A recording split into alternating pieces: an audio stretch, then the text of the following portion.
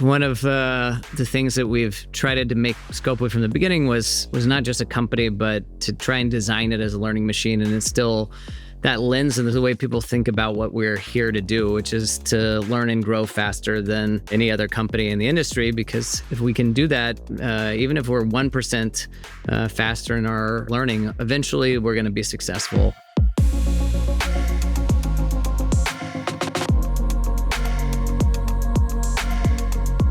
Welcome to Game Theory, How Play is Changing Everything, a new video podcast series by Lightspeed and Goldman Sachs in partnership with McKinsey, where we sit down with some of the greatest executives across gaming and interactive media to speak about the companies that are defining this industry that we love so much, the leaders who shape them, and how play has really been a driver of consumer behavior and tech innovation over decades. I'm your co-host, Moritz Baier-Lentz. And I'm your co-host, Hemal Thaker. And today we're joined by Walter Driver, co-founder and co-CEO of Scopely. Walter, thank you so much for coming. Thanks for having me. You said one thing that really stuck with me. You said, building games itself is a game. Elaborate on that. I mean, I think making games is kind of a game. It's a lot of fun. I mean, we're not processing insurance claims here. It's a creative activity that, you're doing with a lot of people, mostly who got into the video games business in the first place because they love games, because games, was a big part of their life and resonated with them on a personal level. And so it's not just a career for a lot of people. It's a calling. It's something that they, would do even if they weren't being paid. So it has a lot of elements of a game. You're kind of engaged in it with a team in a creative activity that's safe exploration. And then you try and ship something, and then you get a lot of feedback from your users and try and incorporate that feedback and see if you can improve it over time and get better at this game the more you do it. And so I think it has all the same attributes as the games that we build. When people think about Scopely, they think about this science of engagement that you really master. That's really common in the mobile game industry, this fight for attention, very analytical, but it still has this very creative, artistic element. It feels like you're wearing two hats at the same time. Are you playful at work? Do your employees think of Walter as a player, or are you more serious? I'm not sure that playful is the first word that people would use if you asked, what I'm like at work. Intense and focused would probably get mentioned more often, but I think there's maybe a misconception that play is always, something that's silly or lighthearted. If you kind of study the history of play, a lot of play is about being fully engrossed in an activity. And you watch any professional athlete, they're playing a game, but they're also, very focused, and they're enjoying that level of focus and flow. And that's how I feel most of the time at work. But occasionally, I have a little bit of fun. And you also, talk to us about Scopely being a learning machine. What do you mean with that? What culture have you instilled in this company over the many, many years of being at the helm? One of the things that we've tried to make Scopely from the beginning was not just a company, but to try and design it as a learning machine and instill that lens into the way people think about what we're here to do, which is to learn and grow faster than any other company in the industry. Because if we can do that, even if we're 1% faster in our learning, eventually we're going to be successful. And so it's both a business strategy, but it's also aligned, I think, authentically with why we're here. I mean, I like doing this because I want to challenge myself and learn and grow. I frequently say at Scopely, it's not about what you get at the end of this process, it's about who you become in the process. And for me, that transformation is all about learning and growth. And to create, a company that's more of a learning machine, you have to really be comfortable operating at the frontiers of your current capabilities. To learn new things, you have to be brushing up against, what you're currently capable of. And that creates an environment where people are struggling a lot more often than if they're doing neat and tidy things that they already know how to do that ultimately aren't very exciting. But if you can make people feel comfortable really pushing themselves into, places they haven't been before, I think people get way more engaged, are more inspired, and more ambitious and creative people want to be part of an organization that's trying to learn as fast as possible. And I think that's why a lot of us are still playing this game, is because of how much we're learning. It almost sounds like a big part of your leadership is maintaining and very carefully upholding this equilibrium, right? You always want change, but is there ever too much change or too little change? How do you calibrate? I mean, I think it's always important for an organization to be an institution and has to have some core values that don't change. And that core has to be solid so that people can orient around who are we and why do we exist and what do we value? But then the tactics have to be incredibly dynamic. You have to be willing to throw out, how you did everything, as long as you don't throw out why you're on the mission that you're on and what are the core behaviors that you want people to model while they're going after it. So I think as long as people have that consistent core, they can be more comfortable with the dynamism with the micro. And I think in our industry, it's really critical because it's very fast paced and you've got to be pro change if you want to win. I mean, clearly you've been doing one or two things right. Business is buzzing. We should talk about that as well. Sure. So I mean, first of all, congratulations on all your success. I mean, it's so wonderful to see Scopely achieve the heights it has. Let's talk a little bit about that, right? Your business that has $4+ billion life to date franchises, Monopoly being the latest, and I believe it's generated over $5 billion in revenue at this point. That's amazing, first of all. But what's been the key to your success on that front? Its ability to scale. Clearly, your hit rate's pretty great. What role, I suppose, has failure played in that, right, in terms of making you better? I mean, we have been fortunate to have success with a number of different genres of games and across multiple platforms. And I think as the core, we've been just focused on building really long-term live services, things that can last for decades. And if that's what you're trying to do is create things that people might want to play every day for 5 to 10 years, it helps focus a lot of your attention on where you want to invest in the player experience. In an industry where there's always new content coming out for people to consume, I think the only reason to engage with the same product for many years at a time is because it's getting better the more you play it. That's not really about novelty. That's about depth and having something that is, becoming a more psychologically significant experience the farther you go into it. And so, we've tried to create experiences where people have an identity inside of a world where it reflects the choices that they made and their taste over time. And maybe that identity, reflects something about their personality or some dimension of them that they feel maybe isn't seen as much in the physical world as it might be in this game. And in the process of playing this game and creating this identity of forming relationships with other people in the community that they would never know otherwise. And it's really that network of relationships that's facilitated by gameplay that makes this more interesting after 5 years than it was at the beginning. And so I think, that's been core to a focus around our live services. And you ask about failure. This is an interesting question because the reality is most games fail. Saying at a gaming company that failure is an important part of success is, the reality is most companies just have the failure part. But even the successful companies spend most of their time in a failure experience. You feel like you're failing all day, every day, trying to push through some obstacles. To do really ambitious things, you have to be comfortable with an environment where you're brushing up against failure, you're orbiting it, you're dancing with it all day, you're staring into it. And at the same time, you have to have people that while they're comfortable flirting with failure all the time, that they refuse to end up in an end state of failure.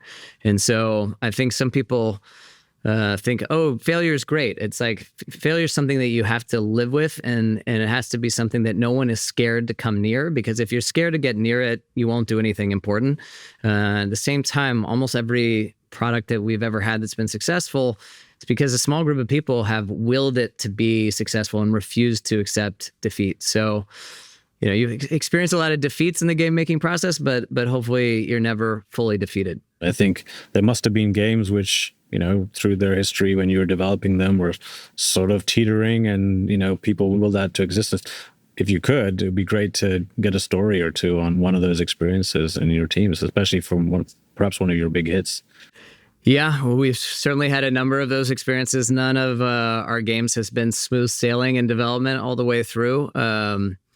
I think the most obvious example would be Monopoly Go, an old saying that most overnight successes are 10 years in the making. And Monopoly Go really literally was, going back to, our initial partnership with Hasbro around Yahtzee with Buddies and Scrabble Go, close to 10 years of work that preceded the global launch of Monopoly Go, 7 years of actual development. It took so long because we started over multiple times. And we started over after the first time and went and built an entire experience that we thought was really exciting.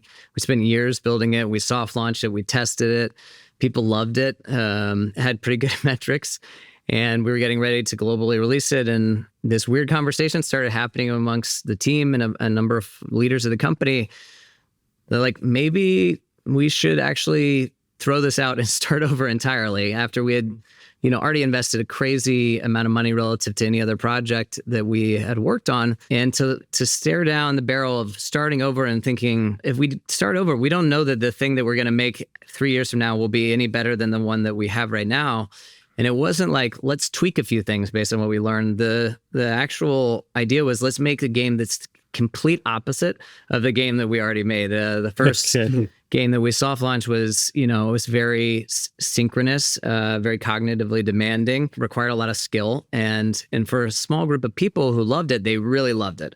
But what we thought was, actually, there's a huge group of people that would love to play a different version of this that is, Monopoly Go capturing sort of the core of what people love about Monopoly, but to make it mostly asynchronous and to not be as cognitively demanding and to have a much broader appeal. And so, that was an example of being, I think, comfortable using something that I guess would have been considered a failure at most other companies as just a springboard to push us forward to the next thing. And obviously, the game has been extremely successful since then.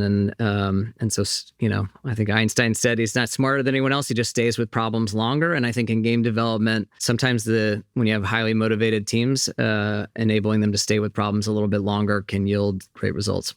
Is there anything that you think the entire consumer category can learn from games? I mean, to some extent, you're operating on the technological frontier of what's happening.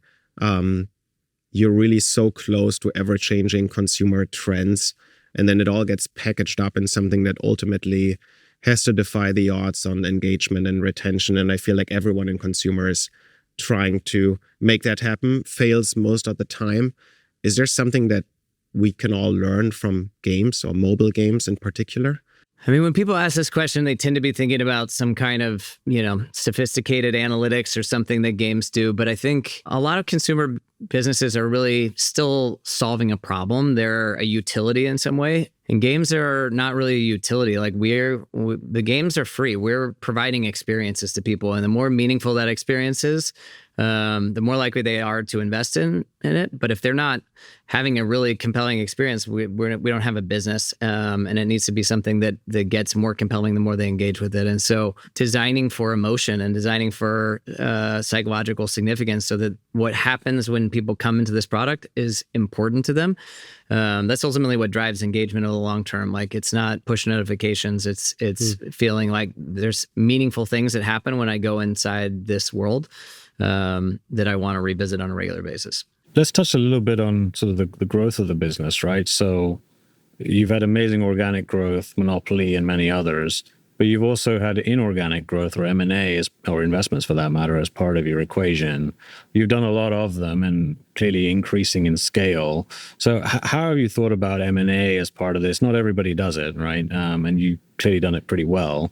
What role has that played, and how do you think about it as part of the Scopely journey? We've been doing M&A since we were a seed stage company, which is unusual. I think a lot of companies in the game space are either primarily at their core, either a game making company or they're a deal making company. And we've always aspired to be both. We think it's critical to be engaged in the creative struggle of making games ourselves, because we like doing it, and we want to be the kind of place that people who love doing that want to work. And at the same time, I think we're acutely aware that no matter how much talent and innovation you have inside your company in the game space today, like, there's exponentially more innovation and talent outside of the company. And so if you're not engaged systematically in trying to evaluate the opportunities to partner with, other teams to transform the business, then, it's very hard to stay on the cutting edge by coming up with all the great ideas yourself. And so we think it's really important to engage in that activity as an always-on kind of programmatic basis. We talk to hundreds of companies a year. I think that helps us find teams that know how to do things that we don't know how to do, and have come up with experiences that we never could have dreamed of, and created relationships with players that, are incredibly deep. And when we look at those opportunities, we're not just trying to aggregate assets. We're thinking about how do we transform, what Scopely as a company is capable of. We see every acquisition as an opportunity for a DNA mutation and to try to change our future, potentiality and to hopefully learn and grow from the people that are coming in to teach us some new things that we would have not known how to do. And so we see it as part of the learning machine. We recently announced an acquisition of Niantic's games business, which we enjoyed working across from you on. And, I think that's a really exciting example of a team that did something totally different DNA, but very compatible with Scopely, that did something we never would have done and really invented a new category of games, and has one of the largest, most engaged fan bases in the world. And so we're thrilled to partner with them and look forward to learning and growing with, new teams in the future. And I'm curious just on that, and congratulations, by the way, on Niantic. You mentioned this sort of DNA augmentation or something that each of these assets or companies bring and teams bring to you. Out of curiosity, the latest one, right? What do you think the combination of Niantic and Scopely could bring to players and folks all around the world? Combining the physical world with the digital world in unprecedented ways, it's just really unique that they have a companion app like Campfire, where they have, millions of times a month, people are organizing meetups in their community to meet up with other players and go on raids. And the large scale events are really wild. Like, they sold over 4 million tickets to in-person events last year. So, which I'm not sure everyone is aware, but it's like they sold more tickets to these events than every major music festival in the world combined. There are just very few games, period, that motivate people to get on a plane and fly to a different continent and get together en masse to play together. And it's super exciting to be involved and an experience that arouses that kind of passion. And there's a lot of stuff that we can learn from that, and hopefully, give them additional resources, support to continue to grow what they're already doing that's working. We've come to know you initially as a very savvy businessman. But the more we have this conversation, I feel like your artistic side is coming through. And it seems like you live in both worlds. You started in English literature at Brown, not a typical launch pad for someone like you, if I may say. To what extent is creative writing or good writing still core to what you do? Is it helpful in leading teams? Is it helpful in getting negotiations done? Is it helpful in curating player experiences? How do you still connect with that? Yeah, you're right. I did study creative writing at Brown and English literature, and it, on the surface didn't seem like it would help you a lot in making video games or, leading a large organization. But it turns out, I think that I am a creative person, but I am also like a deeply analytical one, and I love that balance. And I think the games industry uniquely enables you to be creative and analytical at the same time, because there's so much data, but there's also a lot of stuff that is just, there needs to be some soul in these products, or they're not going to be beloved by large audiences. And yeah, I think storytelling is probably maybe arguably the only skill I have. It was the one that helped create the company in the first place. Because if you're founding a business, nothing exists when you start, right? You're just sitting there in a conference room and you have to create an army of believers, like one believer at a time. So you have to be able to paint a picture of a future state that other people can start to understand and rally around and contribute to and evolve, that is compelling enough for them to quit, great jobs and maybe move across the country or to a foreign country, for investors to feel like they're going to regret it for the rest of their life if they don't invest in, another games business when they've already looked at hundreds of them. So I think the ability to tell effective stories is, the foundation for being able to collaborate with other people around a shared vision.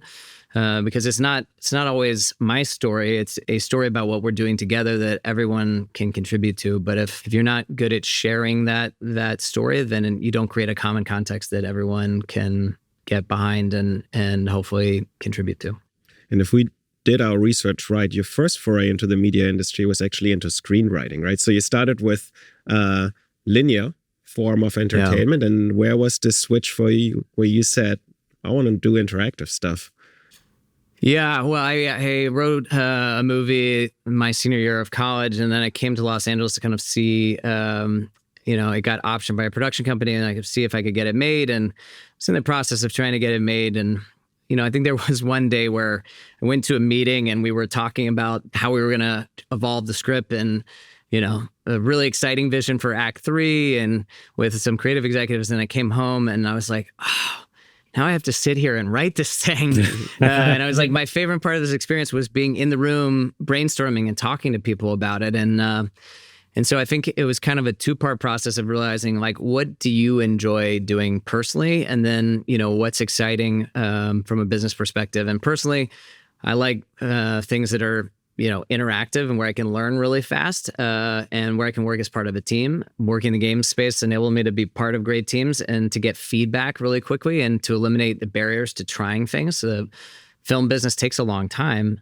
And there's no data. You have no idea if you are fortunate enough to make a great movie. You don't know which scene or characters were people really responding to in real time. How are they using it? And there's no role for the audience to shape what it becomes. And so, yeah, I thought, hey, if I could be creative with software, not only is that going to be more interesting and compelling for me, but I think it's a lot more interesting to the consumer to have an identity inside of that world and be able to shape it and use it in a way that is a unique snowflake experience and no one else can use it the same way. And it also felt like, interactive entertainment was going to be by far the biggest, fastest growing segment of entertainment. And so it was going to be a place where if we invested a lot of time and energy, it would be, there'd be a lot of opportunity there if we did it well. Yeah, I think you can give yourself a little bit more visionary credit because when you started Scopely, which is now 15 years ago or so, it was not the largest media category, right? That flipped at some point. I mean, Hemal and I were at Goldman in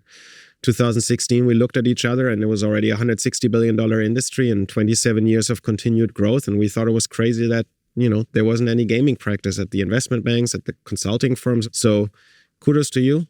And in entertainment, it's like the software wasn't just the delivery mechanism anymore. It's like the whole thing is software. And that fundamentally, I think, enabled people to have more agency and authorship over their experience. And then it has more meaning. And if you kind of look at the history of media, the trend is about giving people more agency, more authorship, more ownership of that experience.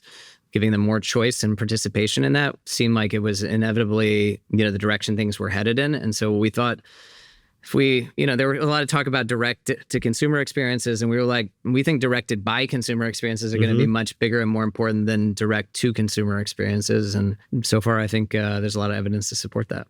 Very savvy decision. So let's talk about savvy. So look, 2023, you had your own moment, right?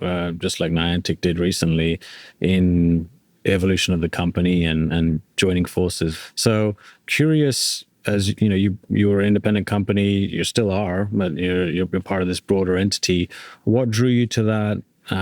What did you see in that? What did you hope to gain? And where do you see, the real benefits that have come from partnering with an institution like Savvy? And what do you hope to achieve with them? When we were considering this partnership with Savvy, I didn't want to do anything where I wasn't more excited about the future, where I didn't believe that we had greater potential moving forward than we did currently. And this is one of the few situations I could look at and I was like, the next 10 years might be more exciting than the last 10 years.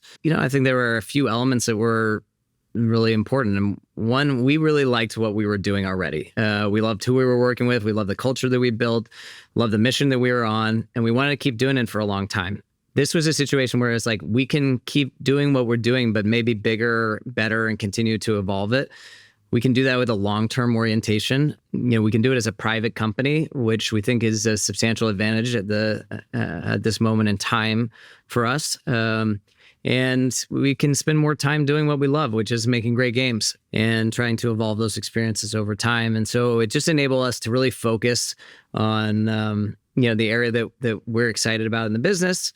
And then also, to think bigger about the kinds of partnerships and acquisitions that we've been doing for a long time, but maybe have access to more capital to do larger deals. And so the Niantic acquisition, is a deal that, at $3.5 billion probably wouldn't have been possible prior to this partnership. And what we found in the process of talking to a lot of other companies was the same value proposition that was appealing to us of, keep working with the people you love, participate in the upside of what you create and, do it with a long-term orientation in private markets. That's most of the best game teams in the world, also want that value proposition. And so we think it's a compelling offering to other teams. Yeah, we're going to continue to look for, transformational partnerships. And for us, the Savvy one has been a transformational partnership. It's been a great experience and really enabled us to go after some exciting long-term objectives. So it's been good. Your mission you describe as sort of inspire play every day, right? I'm curious sort of where that started from for you as a founder and the group that you developed around that, how that's evolved through your journey over the last 15 plus years, and how you kind of keep people centered around that as a much larger organization now with thousands of people. What learnings have come across from that, and where do you see it going? One of the first goals that we had as a company, maybe the first goal that we had as a company, was, for everyone who came to Scopely, I wanted this to be the best experience of their professional life. And I knew it wasn't going to be for everybody, but for as large a majority as we could, I wanted it to be, the highlight of their professional lives, the thing they were proudest of, where they felt like this was me at my best, working with the smartest people I've ever been around, and performing at my best. And a selfish reason for that, which was that I wanted to have that experience and I hadn't had it yet. And I think a lot of people that I talked to also wanted to have that experience and hadn't had it yet. And so we made that kind of the foundational goal, because fundamentally we think we're in the experience business. Like, we're in the business of creating experiences for players and for, creative, ambitious people. And so, like we're saying, it's like making games is a game. And so we're trying to make the experience have all the important attributes of play. It's like, this is self-directed activity. That's not an obligation. It's not something that people are telling you to do. It's something that you want to do because you love doing it, and you're doing it with a team that you enjoy, collaborating with. And so I think that goal has served us really well. If a large group of people are having the best experience of their professional life, we're going to be a magnet for talented people. It heavily influences how you behave inside the company, right? It changes how people think about, what decisions that we make. If this is our primary goal, what you prioritize is a little bit different. It's a collective commitment, which is an interesting aspect, because if Moritz and I are having a terrible experience and you're trying to have a great one, it's contagious. It's going to impact your experience. If we're phoning it in, or you're having interactions with us that are demoralizing for you. Come on. Yeah. And so you start to understand that you're like, hey, this place, it's like a lot of people are trying to have a great experience. And if I'm not transmitting positive energy to them that is accretive to their experience, then I'm denying them that opportunity. And so I think it helps people understand their interconnectedness a little bit. And it also helps us get better as a company, because inevitably, if we invite everybody or challenge everybody to come in with the intent of making this the highlight of their lives, professionally at least, they're going to encounter something that is at odds with that. They're going to encounter some behavior, some process, or some person or orientation that is not compatible with the best experience of their professional lives. But if you come in with that intention, then instead of being like, oh, this is just how this place is, they're a lot more likely to say, hey, like, we need to change this. I don't want this existing in my special place. And that's what we, ask people to do. When you see something that's not compatible with that, address it and change it, and don't just let it go and coexist with it. And so, as we add more people, it becomes more challenging on some fronts, but on the other, it's like, if those people are coming with fresh desire and renewed interest and being like, I want to make this the highlight of my professional life, then that energy is transmitted back to everyone at the company. It's like you've been at a party for a long time and new fun people keep showing up. It's hard to want to leave, I think it served us really well. It's really wonderful, hearing you speak about being that beacon or role model for an entire organization. I mean, you must have come a long way also as a leader in those last, 1.5 decades at the helm of Scopely. I'm sure there were like some dark days too, where you felt like you had big challenges in front of you, but maybe also came out stronger. Would you be willing to share some of those moments with us? And also, it'd be interesting to hear how you ended up on this co-CEO model, which is quite unusual to work at scale. I think Scopely is one of the very few exceptions. Yeah, there's a few things in there. I mean, almost 15 years in, it's like every 18 to 24 months, it's like you're working in a dramatically different company, right? Companies 10x'd multiple times during that time period. And so, that forces you to ask yourself, like, am I 10x'ing personally?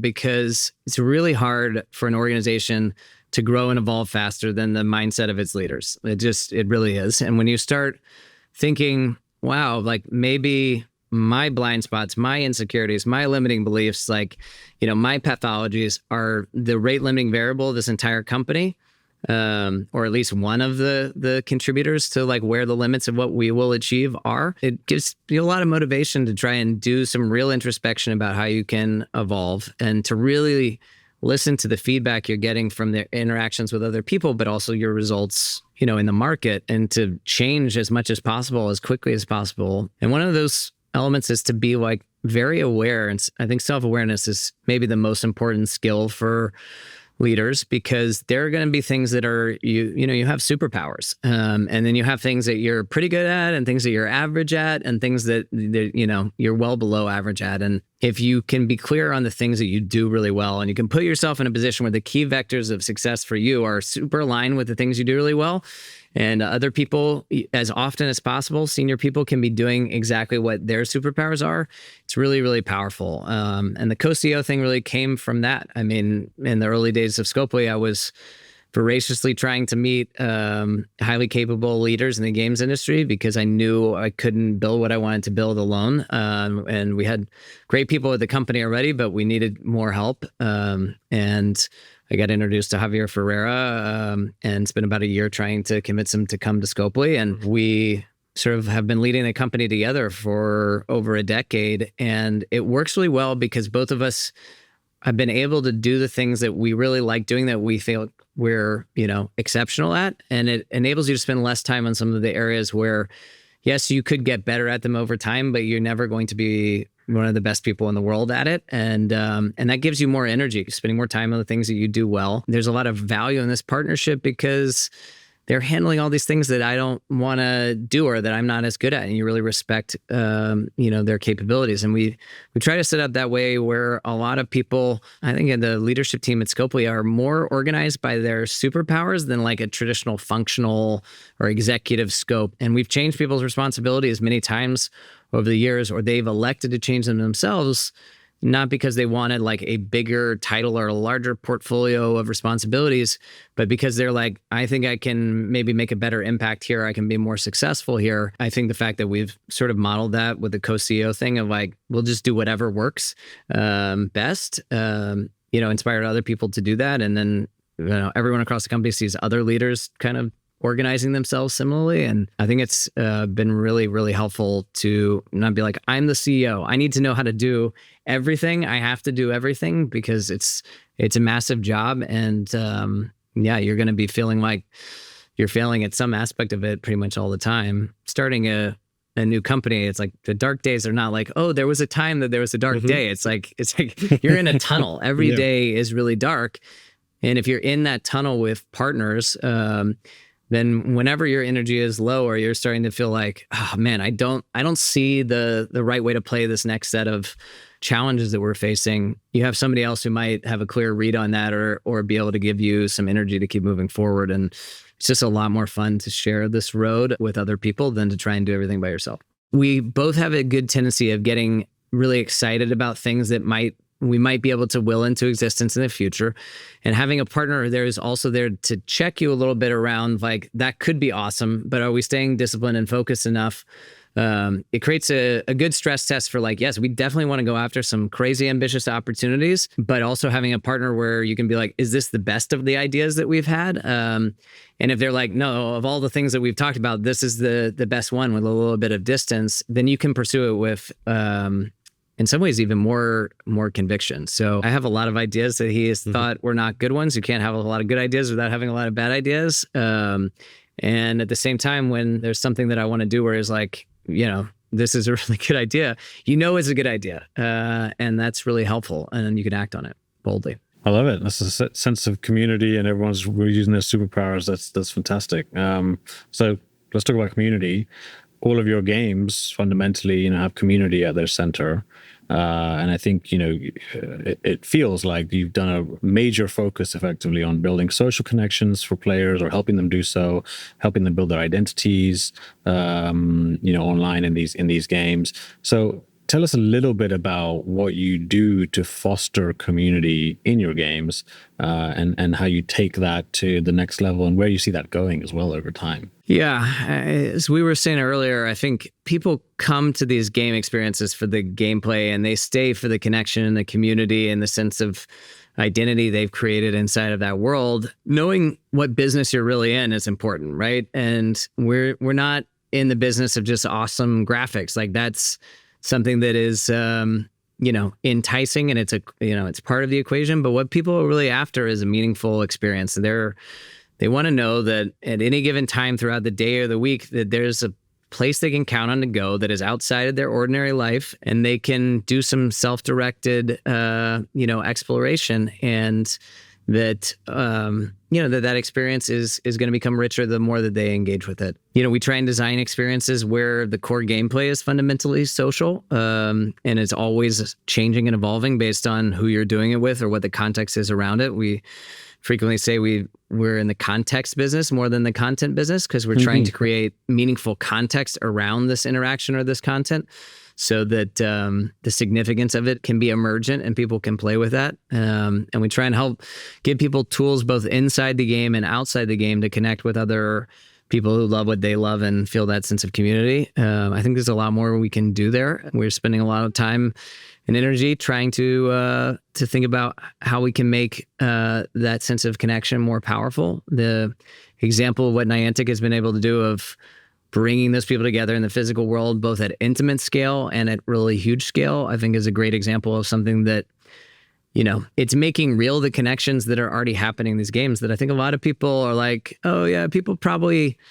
get to know each other through these games. But when you live in this industry, you understand that there's like amazing stories about people's lives being changed forever by the people they meet in these games. And people feel like there's a group of people that I can count on that's here that is maybe helpfully apart from my ordinary life. That can be a really significant psychological foundation for people to know that there's this group of people here that are there for them whenever they want to drop in on it. So, you mentioned how Niantic is sort of this new category, right, for you, but you've entered many categories, right? And I think you're probably one of the few companies in games, and especially in mobile games, that has such diversification. That's not straightforward to do, right? I mean, many companies have tried to build that or even inorganically go in that direction, but you've been successful ultimately in pretty much every single one that you've entered.